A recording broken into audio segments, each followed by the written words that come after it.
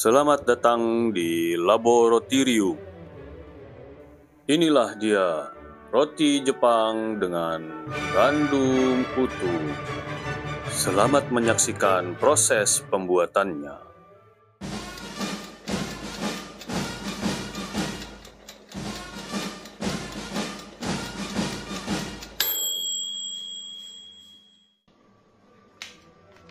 Saya mau coba metode baru untuk bikin roti Jepang ini. Kita awalin prosesnya dengan yang namanya autolisis. Kita campurin terigu sama susu. Bahan yang lain-lain nanti dulu. Jadi kan kita sudah sama-sama tahu kalau bikin roti itu kita butuh gluten. Dan gluten itu hanya bisa terbentuk karena tepung ketemu dengan air. Jadi, kita kasih waktu buat si tepung dan air ini bermesra-mesraan, berdua-duaan. Kita diamkan 1 jam setelah tercampur rata, supaya si gluten itu maksimal terbentuknya. Kenapa roti yang kemarin nggak pakai metode ini? Karena dari artikel yang saya baca-baca, gandum utuh itu bisa memutus rantai gluten. Karena nggak cuman komponen tepung saja yang ada di dalam tepung gandum utuh. Ada bagian kulit arinya, ada bagian biji-bijian yang lain. Yang kalau dicampur ke adonan roti, bikin glutennya jadi pendek. Makanya saya maksimalin dulu pembentukan glutennya di awal sebelum dicampur bahan yang lain.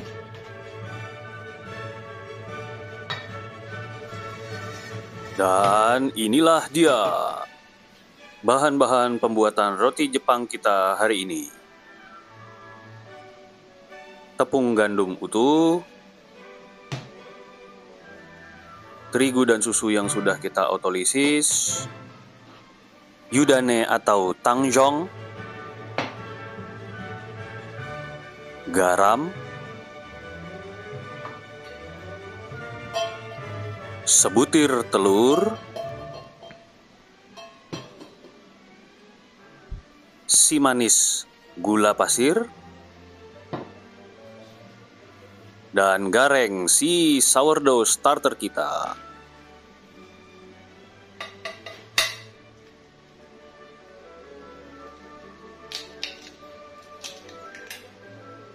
Seperti biasa, bahan basah yaitu telur, kita campur dengan gula dan sourdough starter si ragi alami.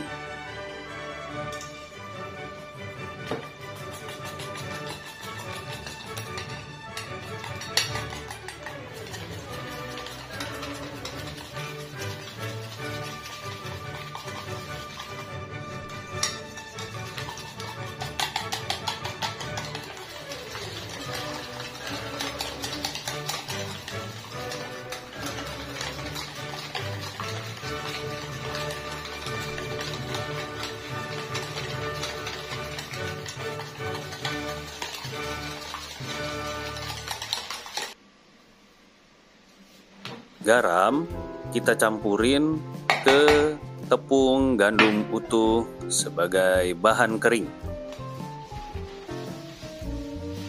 Seperti biasa, garam tidak kita ketemuin langsung dengan ragi.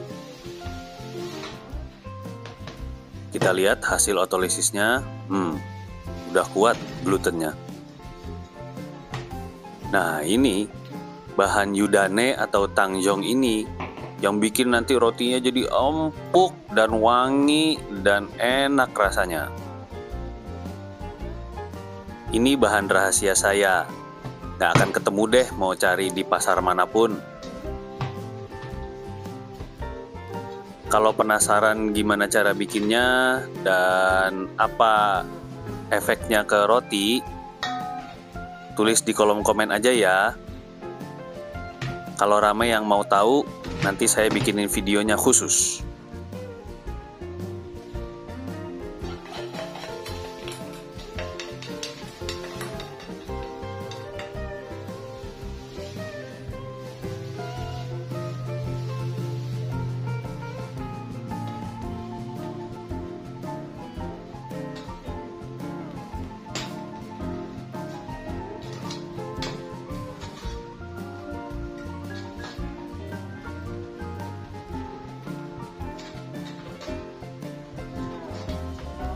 Ini proses mixingnya memang rada berbeda dengan roti-roti sebelumnya, karena macam-macam kan bahan yang kita campur. Ada hasil otolisis, ada yudane, dan masing-masing punya tekstur, kelenturan, dan kekuatan yang berbeda-beda. Makanya butuh effort lebih banyak untuk mixing semua bahan-bahan itu tuh.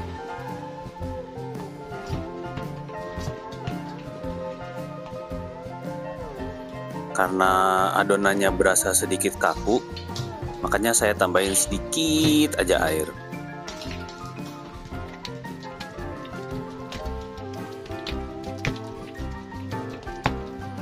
Tuh kan, jadi berasa lebih empuk waktu ngadonnya.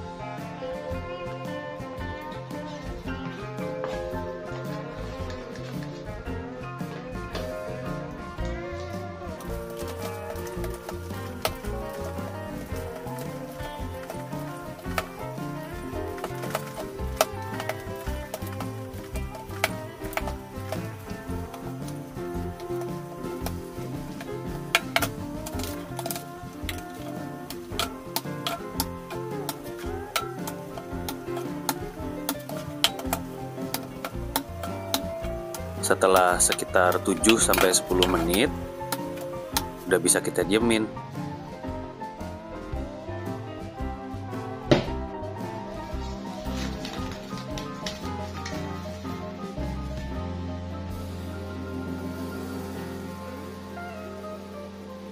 Setelah kita mixing dan kita diemin untuk fermentasi, kita juga perlu banget nih untuk melakukan yang namanya folding.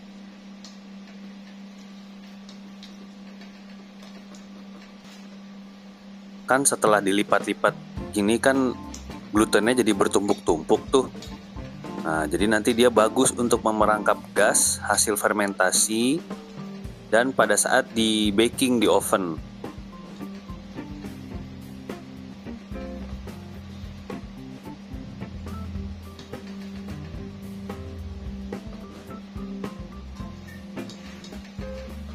Nah, kelihatan kan tuh bedanya setelah kita lipat-lipat.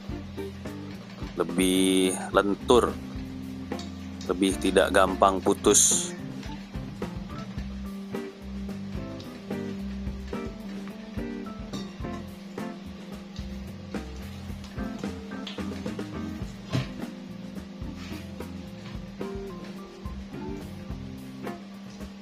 Kita lipat-lipat ke dalam gini supaya bentuk adonannya jadi bulat, rata, dan kelihatan halus permukaannya. Jadi kita tahu mana bagian atas dan bagian bawah si adonan ini.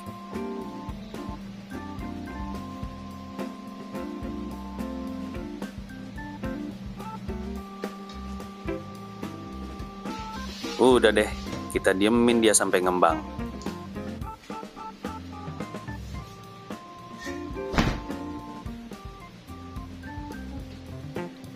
Nah, setelah ngembang, bahan ajaib ini kita masukin belakangan setelah glutennya sudah cukup kuat. Kita campur minyak pada saat kita melakukan folding yang kedua, atau bisa juga yang ketiga, yang keempat, nggak masalah. Yang penting jangan lupa ditambahin si minyak supaya adonan dan roti kita jadi semakin enak dan semakin kenyal.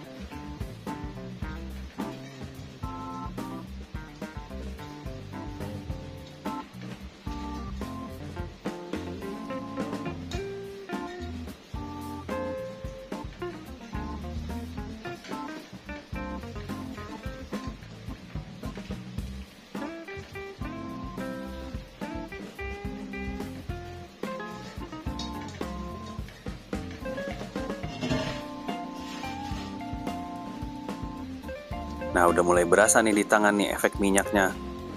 Jadi lebih licin dia. Dah selesai mixing semua bahan.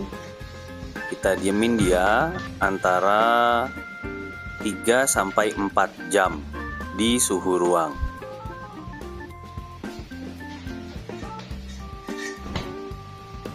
Setelah fermentasi yang cukup lama, kita siap untuk shaping kita punya adonan.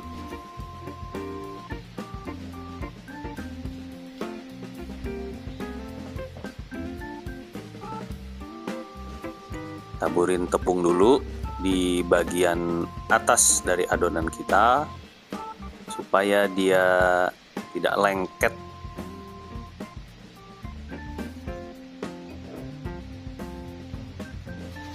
Begitu juga di permukaan alas kerja kita.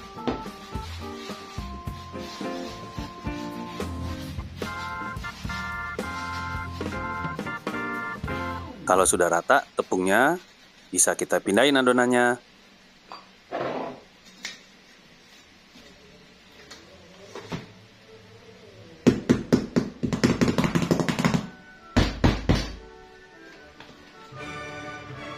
Nah, utuh dia.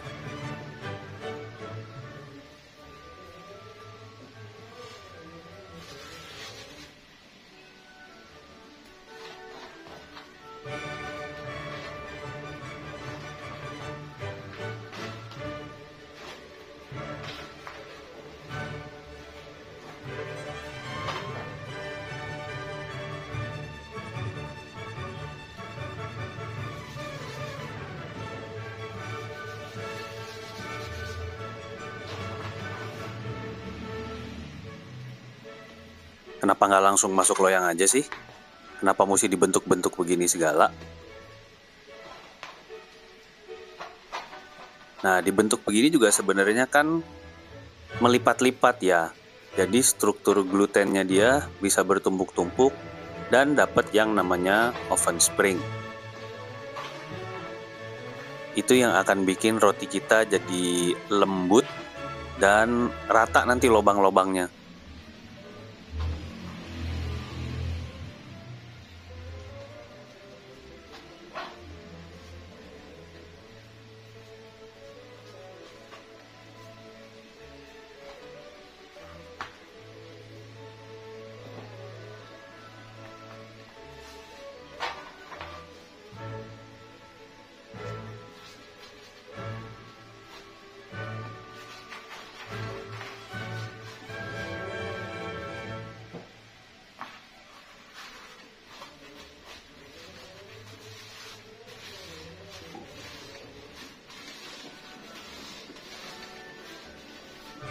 Nah, udah kenceng dia.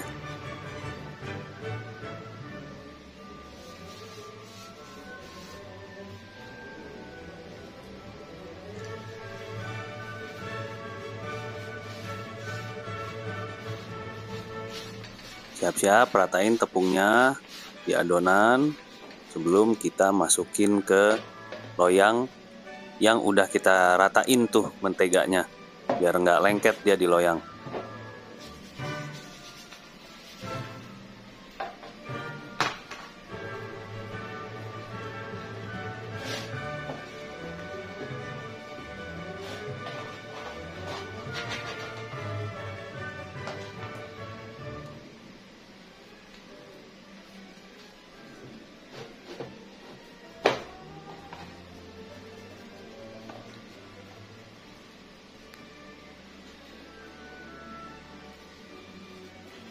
Kita tambahin garnish remahan gandum di permukaan atas roti kita. Untuk mempercantik aja sih ini.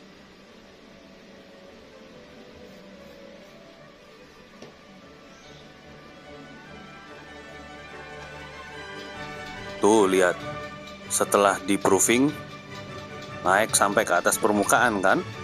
Itu karena dia kita shaping dan kita lipat.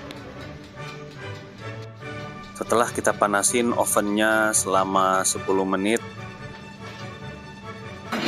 di suhu 220 derajat, kita masukin loyang yang sudah ditutup. Dan kita baking di suhu 200 derajat selama 20 menit.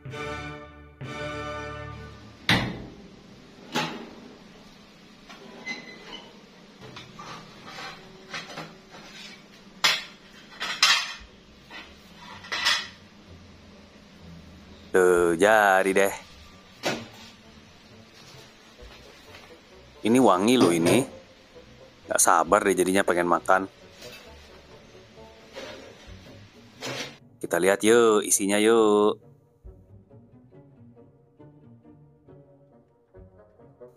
Ini berasa empuk banget loh pas dipotong.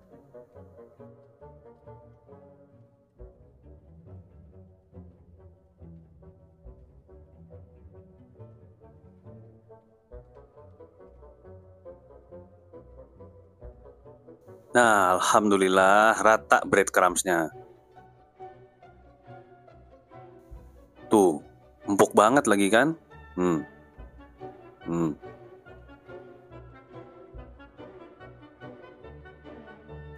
Gak sabar pengen nyobain.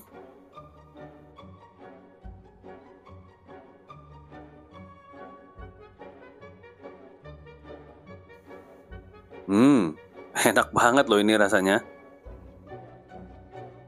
Terima kasih ya udah mau nonton video ini sampai selesai. Berikutnya kalau kita bikin shokupan ini 100% pakai tepung gandum utuh, gimana ya kira-kira jadinya ya?